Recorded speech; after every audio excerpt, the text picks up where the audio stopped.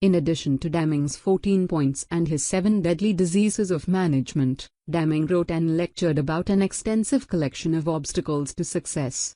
Some of these might include: obstacle number 1, the belief that automation, computers, and new machinery will solve problems. Number 2, searching for examples, trying to copy existing solutions.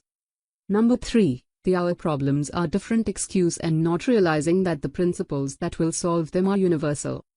Number 4, obsolete schools, particularly business schools, where graduates have not been taught how to successfully run businesses. Number 5, poor teaching of statistical methods in industry. Teaching tools without a framework for using them is going to be unsuccessful. Number 6, reliance on inspection to produce quality. Number 7, reliance on the quality control department to take care of all quality problems. Number 8, blaming the workforce for problems. Number 9, false starts, such as broad teaching of statistical methods without a plan as to how to use them, quality circles, employee suggestion systems, and other forms of instant pudding. Number 10, the fallacy of zero defects. Companies fail even though they produce products and services without defects. Meeting the specifications isn't the complete story in any business.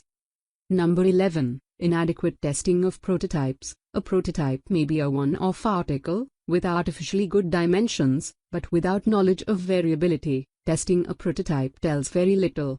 This is a symptom of inadequate understanding of product design, development, and the overall activity of technology commercialization.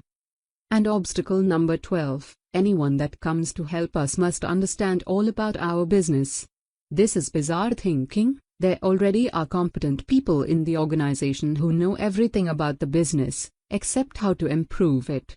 New knowledge and ideas, often from the outside, must be fused with existing business expertise to bring about change and improvement.